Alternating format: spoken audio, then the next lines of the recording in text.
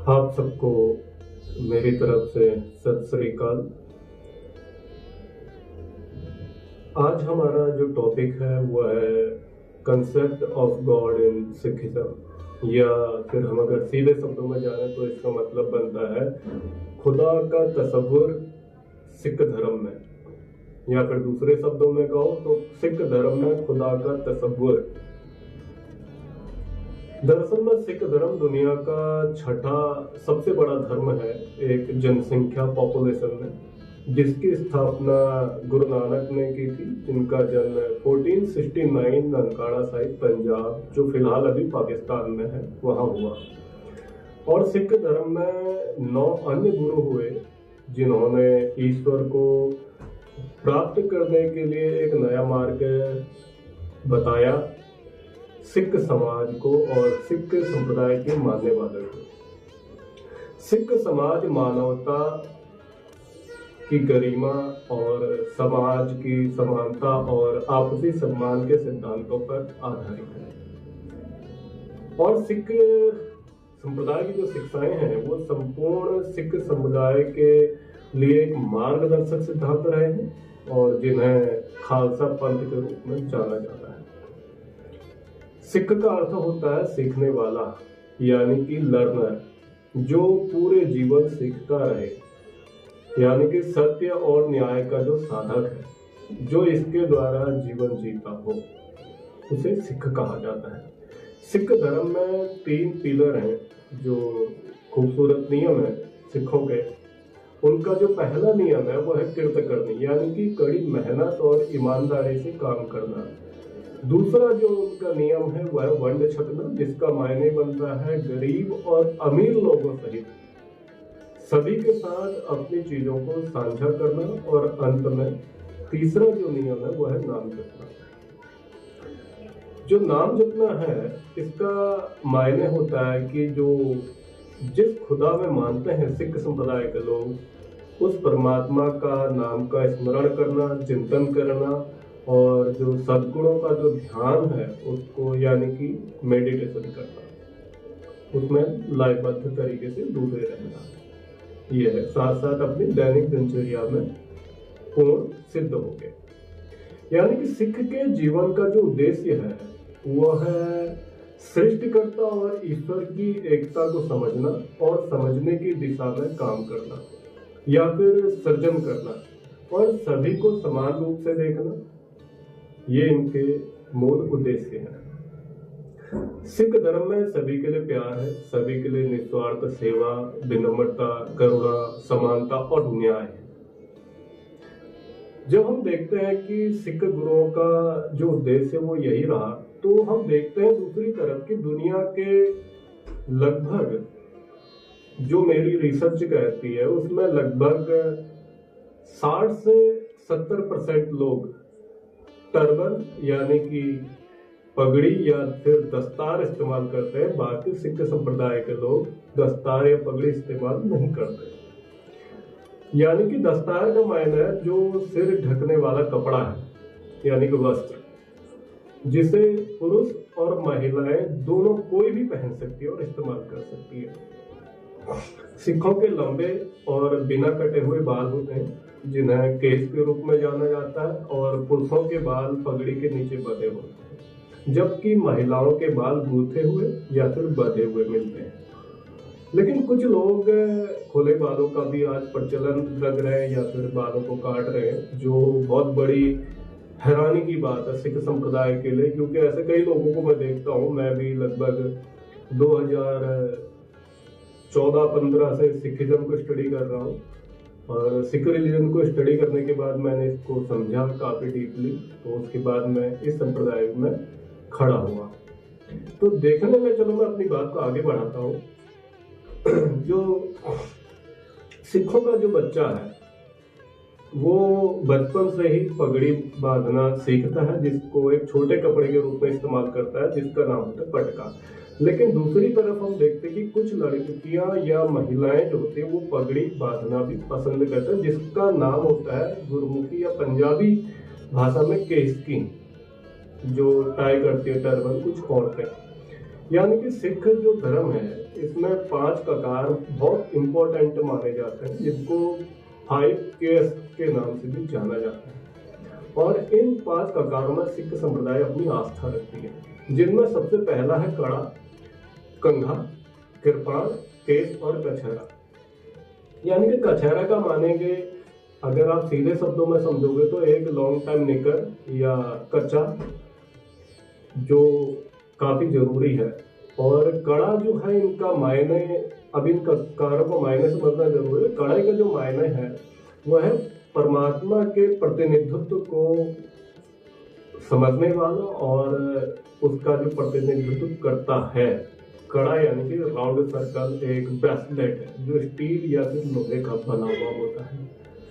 कंघा मतलब यानी कि जो हम आम जो कंघा यूज करते हैं, ये थोड़ा इससे अलग है। यानी कि लकड़ी का कंघा जो विशेष तौर पर बना हुआ होता है, और ये अनुशासन यानी कि नियमावली का प्रतीक है इनके गुरुओं का और सिख संप्रदाय के मानने वाले लोगों का। और जो कृपाण है यानी कि जिसको हम इस्लामिक लिटरेचर जब पढ़ते हैं तो हम इसको वहाँ देखते हैं कि इसको तुर्किश दागर कहा जाता है।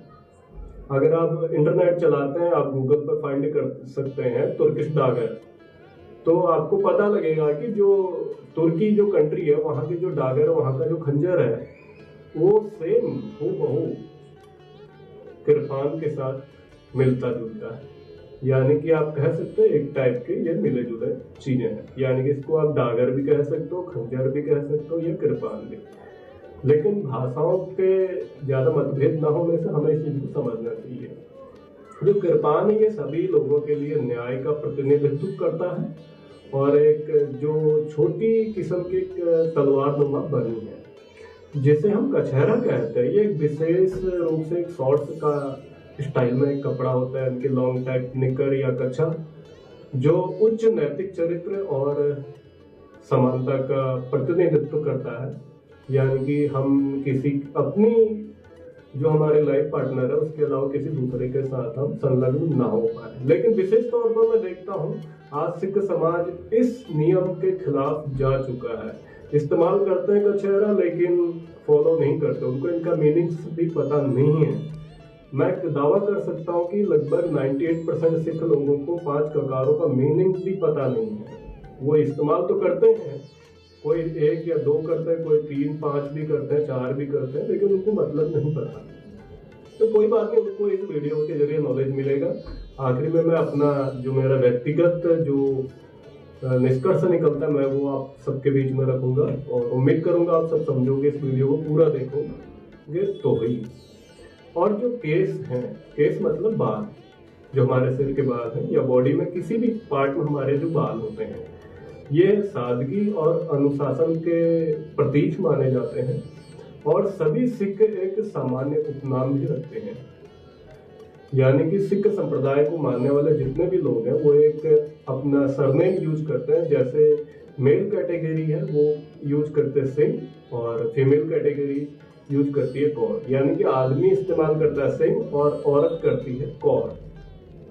आमतौर पर जो पुरुष जो सिंह लफ्ज इस्तेमाल करते हैं जिसका मायने होता है शेर या लॉयन, लेकिन कोई ये अब ना समझे कि किसी भी व्यक्ति को आप शेर समझ लो, लॉयन समझ लो, इससे वो मायने नहीं है, लेकिन उसका मीनिंग्स आपको समझना पड़ेगा। काफी डीप मीनिंग्स होती हैं ऐसे वर्ड्स की, लेकिन हम आमतौर पर कह देते हैं कि ये सिख शेर है, हिंदू शेर है, मुस्लिम शेर है। नहीं यार, ऐसा नहीं है। उस चीज को आपको समझना पड़ेगा, क्योंकि ऐसे कह देने से कोई कुछ नहीं होता। कई बार शेर की खाल में गीदड़ भी छुपे होते हैं, तो ऐसा जरूरी नहीं होता है कि जो आपका सरनेम है वही आप हो जाओगे। तो इम्पोर्टेंट ये होता है कि जो सिंह लफ्ज है ये निकला कहाँ से, क्या है, कहाँ से आया, प्रिंसेस या कौर, इन लफ्जों पर मैं एक नेक्स्ट अपना वीडियो लेक्चर करूंगा, वो आने वाले टाइम पर होगा। तो वहां से आपको पता लगेगा कि सिंह लफ्ज का जो एक्चुअल मीनिंग है वो क्या है। शेर जो जोड़ा गया वो क्यों जोड़ा गया, कब जोड़ा गया, किस सन में, कितने 100 साल पहले, कितने 1000 साल पहले, ये हिस्ट्री आपको मैं बाद में बताऊंगा। फिलहाल बात करते हैं आज के टॉपिक पर। तो जो औरतें जो नाम यूज करती हैं कौर, और कौर का मायने होता है राजकुमारी यानी कि प्रिंसेस। सिख मजहब में जिनका पूजनीय स्थल है उसका नाम है गुरुद्वारा, जहाँ पर आध्यात्मिक शिक्षा प्राप्त की जा सकती है, जानी जा सकती है और संगत यानी कि लोगों के साथ मिलजुल के हम ईश्वर के भजन कीर्तन कर सकते हैं। सिख जो संप्रदाय है इसकी जो सेवा होती है इसमें संगत से होती है और सभी लोग एक साथ मिलजुल कर फर्श पर बैठ के जो सिखों का जो पवित्र ग्रंथ है गुरु ग्रंथ साहिब, इसमें जो लिखी अंकित वाणी है इसका पठन पाठन करते हैं, जिसे हम गुरु ग्रंथ या फिर आदि ग्रंथ के नाम से भी जानते हैं। सिख मजहब में सेवा और कीर्तन की बहुत ज्यादा भूमिका और इसको प्रत्येक सिख लगभग निभाता भी है। इस मजहब में दिन का उपदेश जो होता है वो गुरबाणी के पाठ के समापन पर पढ़ा जाता है, जिसे हम हुक्मनामा कहते हैं, और यही सिख मजहब का प्रतिदिन का क्रम है। इसमें अरदास, जिसका मायने है ईश्वर की प्रार्थना, जो संपूर्ण विश्व की भलाई और उत्थान के लिए की जाती है। लेकिन कुछ तौर पे आज हम देखते हैं कि कुछ लोग अपने निजी हितों के लिए भी अरदास का इस्तेमाल करते हैं, तो जो गलत है एक तरीके से, लेकिन ऐसा नहीं करना चाहिए। चलो, हमें फिलहाल अपने टॉपिक्स को लेना चाहिए। तो जो ये भी कंट्रोवर्शियल टॉपिक्स हैं इनको आने वाले जो अपना एक अलग प्रोग्राम इस पर क्रिएट किया जाएगा, बनाया जाएगा, जिस पर सारे कंट्रोवर्शियल टॉपिक्स मैं आप सबके सामने रखूंगा। तो उम्मीद करता हूँ आप ज़्यादा से ज़्यादा इन चीज़ों को समझेंगे और गहराई से जानेंगे।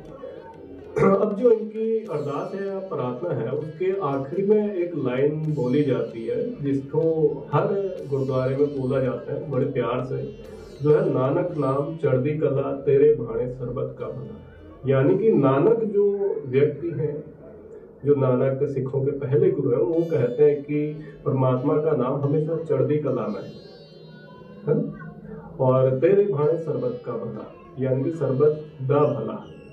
इसको मैं हिंदी में कन्वर्ट करके आपको बोल रहा हूँ। तो जो भी खुदा ने किया है बिल्कुल अच्छा है और हमारे पूरे दुनिया के लिए महफूज है।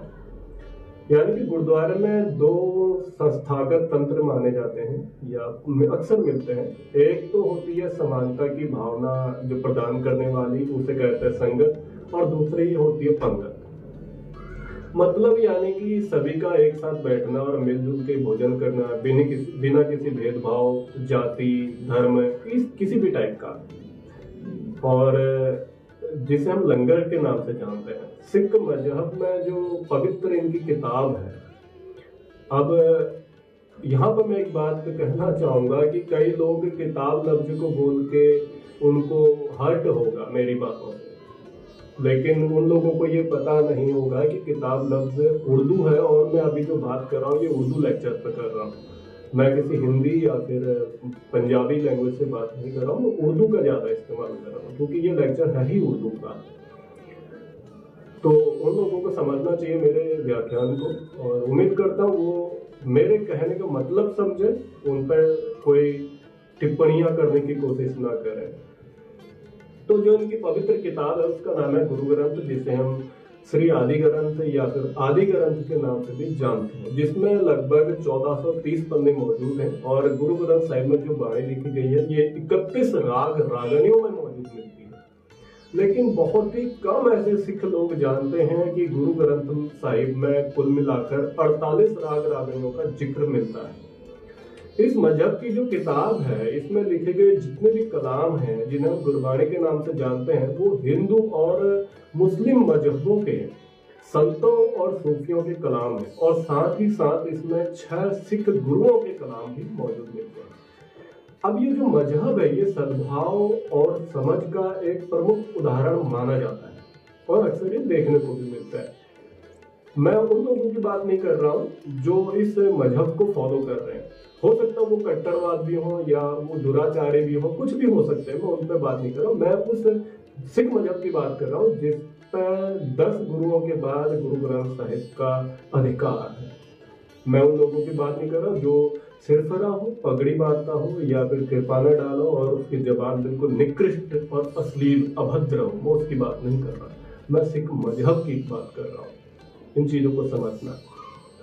जो सिख मजहब का जो पवित्र ग्रंथ है गुरु ग्रंथ साहिब, ये काव्यात्मक रूप में व्यवस्थित है यानी कि काव्य शैली के रूप में इसको लिखा गया है। लिखा किसने? इसको लिखा भाई गुरदास ने और लिखवाने वाले थे गुरु अर्जन साहिब। पंजाब में जब इसको लिखा गया था, इसकी जो भाषा, जो लिखने वाले थे, अक्सर सिख लोग समझते हैं इसको गुरु अर्जन साहिब ने लिखा था, ऐसा नहीं है, बल्कि इसको लिखने वाले थे भाई गुरदास और लिखवाने वाले जो थे वो थे गुरु अर्जन साहिब। यहाँ पे हमें ध्यान देना पड़ेगा। अक्सर मैं देखता हूँ कई सिख लोग इस शब्द पर ही, इस अक्षर पर कंफ्यूज होते हैं कि अक्सर में ग्रंथ साहिब को लिखा किसने। पूरी दुनिया में आज ये चीज फैली हुई है, तुम मोबाइल इंटरनेट से देखो या कहीं से भी, कुछ व्हाट्सएप यूनिवर्सिटी के लोग कहते हैं कि गुरु ग्रंथ साहिब को गुरु अर्जन साहिब ने लिखा। नहीं, अर्जन साहिब तो लिखवाने वाले व्यक्ति थे, लिखने वाले भाई गुरदास हैं जो उनके सहायक हैं। इसको जब लिखा गया तो जो इसको लिखने की जो शैली थी, लिपि थी, वो गुरमुखी थी, जो शाहमुखी या फिर देवनागरी, इन दोनों का समन्वय है, जिसे हम कह सकते हैं शाहमुखी का अर्थ होता है उर्दू, देवनागरी का मतलब होता है हिंदी।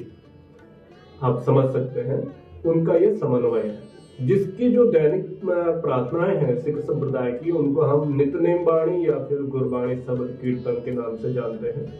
गुरु ग्रंथ साहिब को एक सिख के लिए गुरु का पूर्ण और अंतिम अवतार माना जाता है, क्योंकि 10 गुरुओं के बाद एक कंसेप्ट रहा कि आखिर में गुरु किसको माना जाए, तो उन्होंने गुरु ग्रंथ साहिब आख्यान को दिया। लेकिन यहाँ पर समझने की चीज है कि ग्रंथ को आप गुरु कह रहे हैं या फिर कुछ और। कुछ लोग यहाँ पे बहुत कंट्रोवर्सी है इस चीज पे, तो ये कंट्रोवर्शियल टॉपिक को मैं बाद में पूरा क्लियर करूंगा। फिलहाल आपकी नॉलेज के लिए एक छोटी सी बात कहूंगा। गुरु ग्रंथ साहिब में 923 नंबर पेज पे लिखा हुआ है शब्द गुरु सुरत धुन चेला, यानी कि जो हमारा गुरु वो शब्द गुरु है, जो व्याख्यान उसके अंदर है वो हमारा गुरु है। क्योंकि ऐसे कई नकली ग्रंथ भी बनाए गए थे सिख संप्रदाय को खत्म करने के लिए, और आज भी बनाए जा रहे हैं, और आज भी गुरु ग्रंथ साहिब में बहुत सारे मिलावटें देखने को मिलती हैं। मैं ऐसी हजारों गलतियां और कमियां दिखा सकता हूं गुरु ग्रंथ साहिब में जो मिलावट हो चुकी हैं, जो मेरे अपनी स्टडी में पाया गया अब तक। क्योंकि मैंने जो पुराने से पुराने गुरु ग्रंथ साहिब के स्वरूप है वो भी पढ़े, और उसके बाद मैंने नए जो अभी हैं वो भी मैं पढ़ता रहता हूँ। तो मैंने एक चीज देखा कि गुरु ग्रंथ साहिब में हद से ज्यादा मिलावट मिलती है, और जिसके जिम्मेदार खुद सिख संप्रदाय के लोग हैं, उनके जो लीडर्स हैं वो हैं।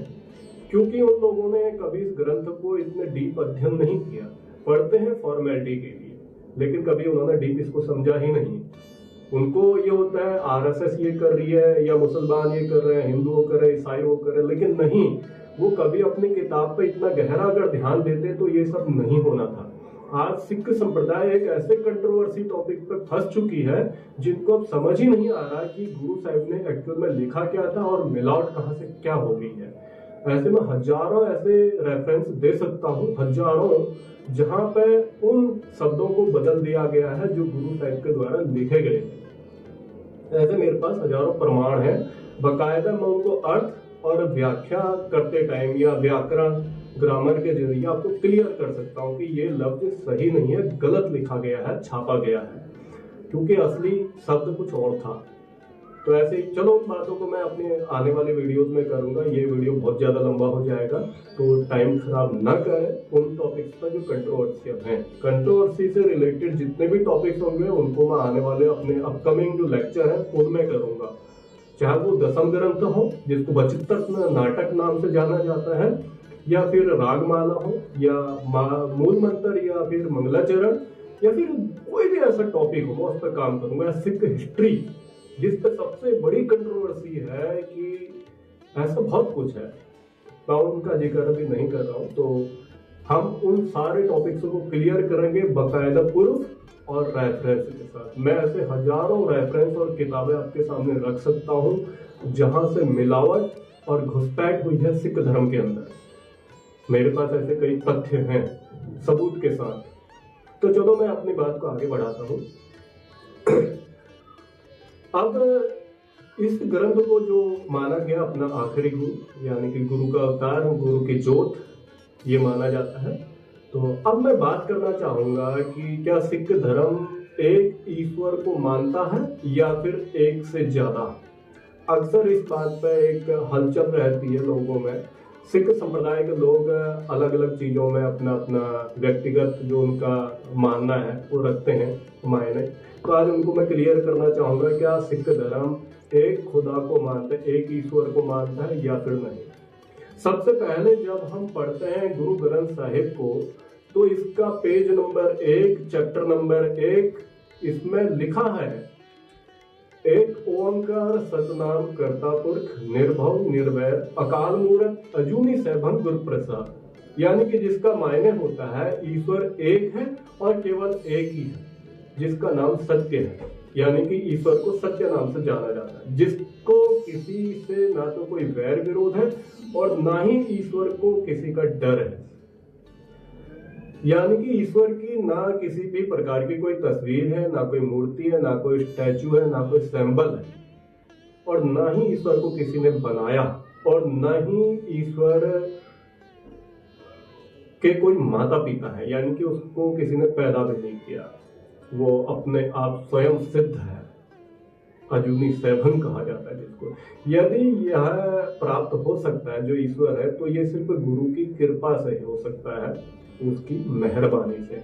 तो आगे जब हम पढ़ते हैं पेज नंबर 350 श्लोक कहो या पौड़ी कहो या फिर वर्ष कहो, नंबर 1 इसमें लिखा है, साहिब मेरा एको है भाई एको है।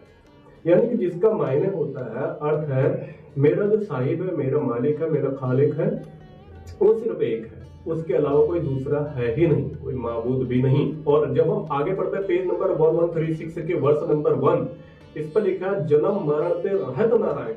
जिसका मायने होता है, अर्थ है, ईश्वर का ना तो कोई जन्म है और ना ही मृत्यु, ना उसकी मौत है, लेकिन वो जो ईश्वर है, खुदा है, वाहेगुरु है, वो जन्म और मौत से परे है। और इस आगे हम पढ़ते हैं पेज नंबर 1136 के वर्ष नंबर 4 पे, यहाँ पर लिखा है, जन्म ना मरे ना आवे ना जाए। यानी कि जिसका मीन्स बनेगा, मायने बनेगा, ना तो उसका जन्म होता है और ना ही उसकी कभी कोई मृत्यु होती है, ना ही वो कभी पुनर्जन्म रेनकार्नेशन में आता जाता है। पेज नंबर 1021 की वर्ष नंबर 6 पर लिखा है, नातिस मात पिता सुत भ्राता सगले सैल उपाय समाय अलखना लखना जाई है। यानी कि जिसका मायने बनता है, उस परमात्मा या ईश्वर या वाहेगुरु के ना तो कोई माता पिता है, ना उसके बच्चे हैं, ना उसके कोई भाई हैं, और उसने पहाड़ों को बनाया, उनको मैदान किया, यानी कि समतल किया, और जिसे मतलब ईश्वर को अपने आंखों से, खुले आंखों से देखा नहीं जा सकता, लेकिन उसको जाना जा सकता है। और फिर जब हम पढ़ते हैं पेज नंबर 1095 की वर्ष नंबर 3 पर लिखा है, वहां पे कि तू पार ब्रह्म परमेश्वर जो न आवही। यानी कि परमात्मा किसी भी प्रकार के शरीर धारण करके नहीं आता, या फिर दूसरे लफ्जों में कहो तो हम कह सकते हैं कि वो कभी किसी स्त्री के गर्भ से जन्म नहीं लेता। और इस प्रकार हम कह सकते हैं कि सिख धर्म जो संप्रदाय मजहब है, ये किसी भी प्रकार की मूर्ति, फोटो या फिर किसी भी प्रकार के प्रतीक की पूजा करने की अनुमति नहीं देता है। और इसके बावजूद भी अगर कोई व्यक्ति विशेष अपने को, यानी कि खुद को सिख कहता हो और किसी भी तरह की फोटो, मूर्ति या सिंबल या इन चीजों को जो पूजता हो या इनको मानता हो, इनमें अपनी मान्यता रखता हो, या अपने घरों में सजाता हो या अपने गुरुद्वारों में सजाता हो, तो उसको हम बहुत बड़ी मूर्खता समझेंगे और अज्ञानता कह देना चाहिए। क्योंकि ये सिख संप्रदाय और गुरु ग्रंथ साहिब का कंसेप्ट बिल्कुल भी नहीं है। तो अभी मैंने आपसे कहा था कि इस वीडियो के लास्ट में मैं अपना एक व्यू दूंगा, अब मैं उसमें बात करता हूँ। अक्सर मैं देखता हूँ, ये तो अभी हमने गुरु ग्रंथ साहिब का कंसेप्ट और सिख कंसेप्ट देखा, इस चीज पर हमने बात की। अब आगे मैं आपको ये कहना चाहूंगा कि दुनिया के लगभग, मैं ऐसा कहूंगा नहीं कि 100% कहना गलत हो जाएगा, लगभग 95% से लेके 96% सिख संप्रदाय के मानने वाले जो लोग हैं, वो 10 गुरुओं की अलग अलग फोटोज को मानते हैं, बनाते हैं, पूजते हैं, यहाँ तक कि उनके आगे धूप अगरबत्ती भी लगाते हैं। और अगर तुम गलती से उन फोटोज को जमीन पर फेंक दो या कहीं इधर उधर कर दो तो वो लोग ऐसा नाराज होते हैं, यहाँ तक कि वो आपका कत्ल तक कर सकते हैं, आपकी गर्दन भी काट सकते हैं, क्योंकि उनका मानना है जो ये फोटोज है ये हमारे 10 गुरुओं की है, जो सबसे बड़ी मूर्खता और अज्ञानता है। किसी भी फोटोज को आप अगर अपना गुरु की फोटो कहते हो तो वो सबसे बड़ी घिनौनी हरकत होगी अपने गुरुओं के खिलाफ आपकी। ऐसा मैं क्यों कह रहा हूं, मैं आपको बता दूं। जिसको आप नानक नाम से जानते हैं जिस फोटो को, वो फोटो है शोभा सिंह, जो होशियारपुर का रहने वाला था, एक पेंटर था पेशे से, कलाकार, जिसने बहुत ज्यादा ऐसी आकृतियां बनाई और उसको आगे रख दिया कि गुरु नानक।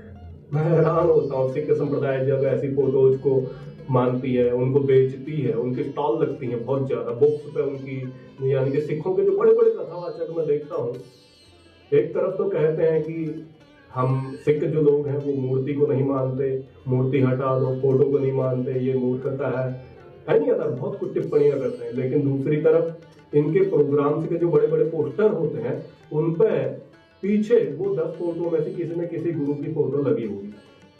अगर आप सिख हो, अपने को सिख बताते हैं, फिर आप गुरु ग्रंथ साहिब को मानते हैं और गुरबाणी पे आप अपनी जिंदगी को जीना चाहते हैं, तो फिर आप अपने किसी भी पोस्टर पर उन फोटोज को जो काल्पनिक है उनको क्यों लगाने दे रहे हैं, उनको क्यों प्रमोट कर रहे हैं। मैं आज ऐसे हजारों लाखों गुरुद्वारे दिखा सकता हूँ जिनमें 10 गुरुओं के नाम की अलग अलग फोटोज लगाई जाती हैं, बकायदा गुरुद्वारों में। लोग जो अपने घरों में कर रहे हैं वो तो उनकी नासमझी है, चलो उनको नहीं पता, उन्होंने नहीं पढ़ा, लेकिन गुरुद्वारों में, गुरुद्वारों के बाहर मैनेजमेंट होती हैं, कमेटियां होती हैं, प्राइवेट हो या उनकी पर्सनल होती हैं, जो वो लोग खुद दुकानों पर ऐसी फोटोज और उनको सैंपल्स को बेचते हैं। आइडल्स होती हैं ऐसी, है ना, स्टैचू बन चुका है। एक तरफ अगर कहीं कोई, अगर बीच में गुजरात में पिछले कुछ साल पहले गुजरात में किसी ने मूर्ति बना के लगा दी थी गुरु नानक की, तो लोग अकाल तख्त ने सीधा फरमान कर दिया कि इसको हटाओ। अच्छी बात है, मैं इस चीज पर बिल्कुल सहमत हूँ, हटाया, बहुत अच्छा किया। लेकिन जब तुम्हारे गुरुद्वारों के बाहर अकाल तख्त अमृतसर, या जिसको गोल्डन टेम्पल कहा जाता है, जिसका असल नाम हरमंदिर साहिब है, हरमंदिर, हरि मंदिर नहीं कह रहा हूँ, हरमंदिर, इसको समझना, शब्दों का फर्क है ना। वहां पे देखो उनके बाहर कितने ज्यादा फोटोज बिक रही हैं। किसी भी गुरुद्वारे का नाम ले लो, मैं वहां हजारों ऐसे रेफरेंस दे सकता हूँ, सबूत है मेरे पास। क्यों? क्या आप सिख के नाम पर कलंक बनना चाहते हो, या फिर आपको शर्म आती है अपने आप को सिख बताने में? सीना चौड़ा करके तो कोई भी कह देगा, पगड़ी डाल के कोई भी कह देगा मैं सिख हूं। क्या तुम्हारी जिंदगी प्रैक्टिकल में सिखों की है? नहीं। तुम्हारे जो प्रोग्राम्स हैं उनमें देखने को मिल रहा है कि तुम फोटोज को प्रमोट कर रहे हो, उनके खिलाफ कोई बोलता नहीं। अगर बोलेगा तो भैया हमारी नौकरी चली जाएगी। अरे नौकरी तो जाएगी, इससे ज्यादा कुछ नहीं होगा ना। हैरानी की बात है, एक ऐसी मूर्खता की बात कर रहे हो। और ऐसी हजारों किताबें मैं दिखा सकता हूँ जिनमें कार्टून्स बनाए जा रहे हैं। यहां तक कि मैं आपको एक और चीज बताऊंगा, कई ऐसी मूवीज बनाई जा रही हैं जिनको हम एनिमेटेड मूवीज कहते हैं, एनिमेशन, जो सिख इतिहास से रिलेटेड है। आपने कभी इस चीज का ध्यान दिया? जो एनिमेशन है वो आपके बच्चे के माइंड पर बैठ जा रहा है, फिर वो आपके जो बच्चे का जब माइंड में जब वो चीज बैठ रही है ना, ये कार्टून हमारे इतिहास में ही है, तो कल को बड़ा होकर वही कल्पना उसके माइंड में स्थित हो जाएगी। तो कल को क्या करेगा जब बड़ा होगा? वो उसी कार्टून के आधार पर कोई ना कोई कल्पना छवि रखेगा अपने माइंड में, पिक्चर रहेगी उसके दिमाग में, और वो किसी फोटो या स्टैचू या सिंबल को पूजने लग जाएगा। मैं ऐसे कई ऐसे टॉपिक्स हैं, तो जो मेरा अगला प्रोग्राम होगा डेली मैं उसको करूंगा, जिसका नाम होगा नानक के भटके सिख। आज मैं आपको इसका खुला ऑप्शन दे रहा हूं, नानक के भटके सिख। उसमें मैं उन सारे टॉपिक्स पे बात करूंगा जो सिख संप्रदाय की सबसे बड़ी गलतियां हैं। मैं जब 2014 में सिखिज्म को स्टडी किया था और मैं सिखिज्म में खड़ा हुआ था, क्योंकि मेरा जन्म किसी दूसरे धर्म संप्रदाय में हुआ था। मैं जब सिख धर्म संप्रदाय में जब आया तो मैंने देखा कि बहुत अच्छा है दिखने में, क्योंकि मैं देखा और दिखावटी पे पसंद भरोसा नहीं करता, मैं स्टडी पे मायने रखता हूँ। मैं जब पढ़ूंगा उसके बाद ही यकीन करूँ। मैंने पढ़ा गुरु ग्रंथ साहिब को, 4 अलग अलग लैंग्वेज से मैंने गुरु ग्रंथ साहिब को स्टडी किया। उर्दू से किया, हिंदी से किया, इंग्लिश से किया, आखिर में बात नहीं बनी, फिर मैंने इसको गुरुमुखी में भी पढ़ा। गुरु ग्रंथ साहिब को 4 अलग अलग लैंग्वेज से स्टडी की। उसके बाद मैंने गुरु ग्रंथ साहिब के लगभग 12 से ज्यादा मैंने ट्रांसलेट पढ़े, 12 से अलग अलग राइटर्स के लिखी टीकाएं, सटीक कहते हैं जिनको, वो मैंने स्टडी की। उसके बाद मैंने और ज्यादा सिख लिटरेचर लगभग मैंने पढ़ा। 1.5 साल के अंदर में मैंने हजारों किताबें पढ़ डाली सिखिज्म के अंदर रिलेटेड। जब आखिरी में मैंने स्टडी करने के बाद देखा प्रैक्टिकल में, क्या सिख लोग वाकई में अपने धर्म संप्रदाय को मानते हैं? नहीं, सीधा चौड़ा करके तो कोई भी कह देता मैं सिंह हूं या कौर हूं, मैं सिख हूं, मैं खालसा हूं। नहीं, अगर तुम ये कह रहे हो, अगर आप प्रैक्टिकल नहीं हो तो फिर आप गलत हो, बिल्कुल गलत हैं आप। आपको पता ही नहीं है कि सिख सिस्टम है क्या, सिख फिलॉसफी है क्या, सिख कंसेप्ट है क्या। आप कभी गुरु नानक को समझ ही नहीं पाए। यहां तक कि आपको मैं खुला सीधी बात कहना चाहता हूं, 10 गुरु हैं, 10 में से 9 गुरुओं के नाम की मीनिंग्स तो आप बता सकते हो। 10 गुरु हैं, गुरु नानक से लेके गुरु गोविंद सिंह साहब तक 10 गुरु हैं। 9 गुरु, बाबा नानक को छोड़ के 9 गुरुओं के नाम की डेफिनेशन आप बता दोगे। अगर आपसे मैं पूछ लूं नानक वर्ड की मीनिंग क्या है, नानक लफ्ज का अर्थ क्या बनता है, आप नहीं बता पाओगे, आपको पता ही नहीं है। और फिर कहता हम सिख हैं, किस बात के सिख हो? तुमको ये नहीं पता कि सिख धर्म में भैया की मूर्ति पूजा नहीं है। हाँ, कह देते हो भैया सिख लोग ईश्वर, एक ईश्वर को मानते हैं, मूर्ति नहीं मानते। अरे तुम कर क्या रहे हो? तुमने घरों में इतनी बड़ी बड़ी फोटोज लगा रखे, पोस्टर लगा रखे हैं, उनके आगे तुम क्या? फिर कहते यार ये तो प्रतीक है। अरे कैसा प्रतीक, जब तुम्हारे गुरुओं ने कह ही दिया है। अगर तुम्हारा बाप कह रहे कि बेटा तुम बाएं साइड मत जाओ, लेफ्ट साइड में कुछ अनहोनी घटित हो सकती है, तुम जबरदस्ती जाओगे तो तुम तो मरोगे ना। तुम कर क्या रहे हो? गुरुओं ने जो काम करने के लिए आपको रोका, आप वही कर रहे हैं। जिस गड्ढे से तुमको निकाला, आज तुम उसी गड्ढे में जा रहे हो। जातिवाद सबसे ज्यादा हमारे पास है सिखों में, धर्मवाद सबसे ज्यादा कट्टरता हमारे पास है। सिख कौम आज 24 अलग अलग टुकड़ों में टूट चुकी है। ये कड़वा सच है, जिसको आप मानो या ना मानो, लेकिन एक सच्चाई है। कई हजारों, पंजाब के अंदर 12,600 पिंड अर्थात गांव हैं और हजारों डेरे हैं। 12,600 गांव है पंजाब के अंदर, लेकिन 22 डिस्ट्रिक्ट हैं, लेकिन 14,000 से 16,000 के बीच में पंजाब में डेरे मिलते हैं। क्या कारण है इसका? हैरानी होती है। मैं स्टडी करने पंजाब आया था, पंजाब में मैं 3.5 साल स्कूल में टीचर रहा। बाकायदा अगर कोई कहता है कि ना भैया ये ऐसे ही बोल रहा है मेरे बारे में, तो मैं उसको सीधा कह दूंगा कि थोड़ा सोच समझ के, हो सकता है तुम्हें कुछ पता ही ना हो मेरे बारे में। गुरु ग्रंथ साहिब की प्रमुख भाषाएं, जिन भाषाओं में गुरु ग्रंथ साहिब की वाणी दर्ज है, उनमें प्रमुख भाषाएं हैं 13। क्या आप कोई भी ऐसा प्रचारक मुझे दिखा सकते हैं जो 13 में से कम 6 भाषाएं जानता हो? नहीं जानता। क्यों भाई? अरे हम जब पढ़ाई कर रहे हैं, हम जब स्टडी कर रहे हैं, मेरा जन्म किसी दूसरे मजहब में हुआ, किसी दूसरे धर्म संप्रदाय में मेरा जन्म हुआ था। आज मैं सिख संप्रदाय में हूं। जब मैं अलग अलग लैंग्वेज को स्टडी कर सकता हूं, अलग अलग रिलीजन को स्टडी कर सकता हूं, तो आप क्यों नहीं कर सकते? आप तो पैदा भी इसी में हुए थे। आपको तो आज तक ये भी नहीं पता गुरु ग्रंथ साहिब में असल में कितनी भाषाएं हैं। तुमको तो कुछ भी नहीं पता, और फिर कहते हो आप सिख हैं। किस मुंह से कह रहे हो? मैं हैरान हूं, इतना ज्यादा मतभेद, कट्टरता, आपको कंसेप्ट नहीं पता है सिखिज्म का बिल्कुल भी। अगर किसी व्यक्ति को, किसी भी भाई को या बहन को मेरी बात चुभती है, मेरी बातों से तकलीफ होती है, वो अपने घर में बैठे, अगर उसको ज्यादा बहस करने का शौक है, अपनी, अगर कोई कहता है मैं बहुत बड़ा विद्वान हूं, उसको अगर अपनी विद्या पे इतना ही घमंड है, अहंकार है, तो उसको मैं सीधा साफ कहता हूं, आपको अगर 10 ऐसी भाषाएं आती हैं जो आज से 500 से 1000 साल पुरानी हों, 10 भाषाएं कह रहा हूं, तो आप मेरे से बात करने के तीसरे हिस्से में हकदार हो। मैंने आपको तीसरा हिस्सा दिया अपनी, क्योंकि मैं 10 के पता नहीं कितने गुना ज्यादा लैंग्वेज जानता हूँ।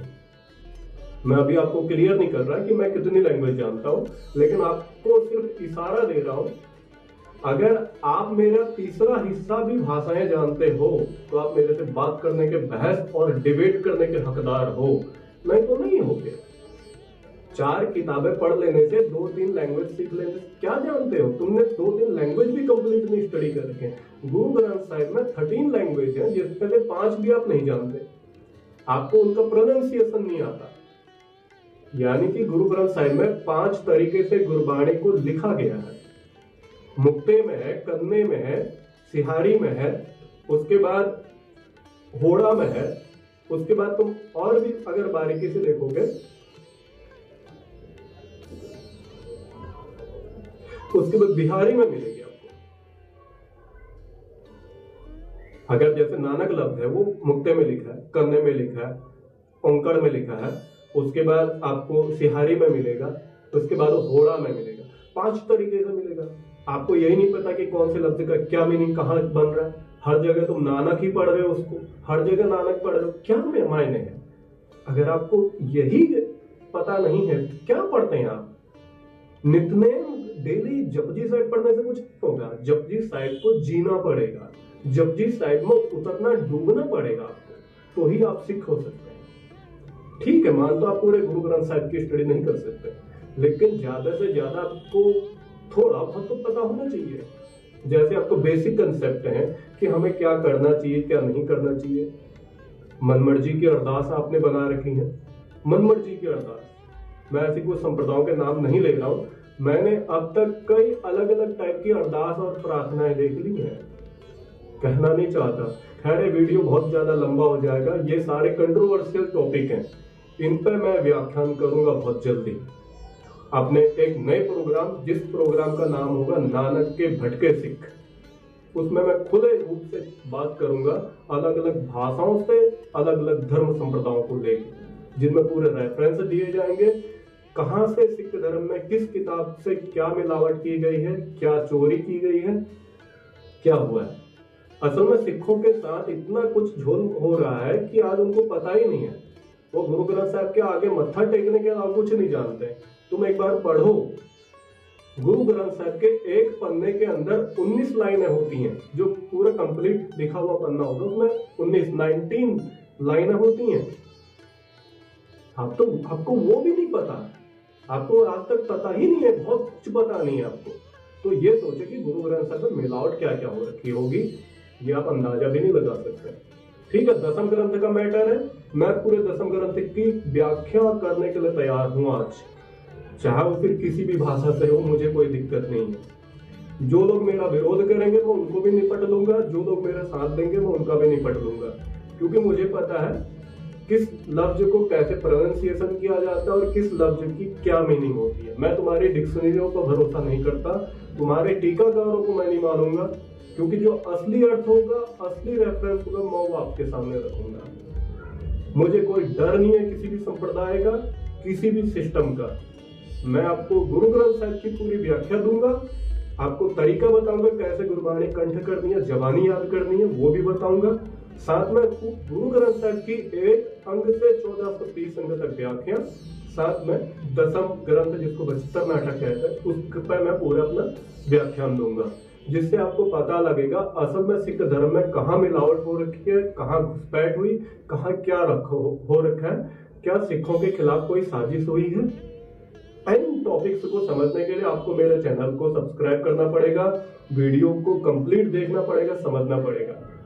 मैं हर धर्म पे व्याख्यान दूंगा, हर धर्म पे टॉपिक पे मैं बात करूंगा, जिसमें आप देखोगे किस धर्म में क्या कंसेप्ट और क्या नहीं है, और हमें आज तक क्या बताया जाता है। क्योंकि मैंने जो अपनी स्टडी की है वो वर्ल्ड रिलीजन की है, पूरे दुनिया की। दुनिया में 4000 से ज्यादा धर्म है, आपको शायद कईयों को पता भी नहीं होगा, क्योंकि उनके नजर में 5-7 धर्म है, इससे ज्यादा नहीं है। तो 4000 से ज्यादा धर्म है, 4600 धर्म ग्रंथ है इस दुनिया में। मैं उन सभी पे बात करूंगा अलग अलग लैंग्वेज से, जो ग्रंथ जिस भाषा में लिखा होगा उसी भाषा से मैं बात करूंगा। उम्मीद करता हूं आपको मेरा वीडियो समझ में आया होगा और मैं उस अकाल पुरख परमात्मा से एक प्रार्थना करता हूं कि आप लोगों को सिख संप्रदाय को समझने में मदद करें। वाहिगुरु जी का खालसा, वाहिगुरु जी की फतेह।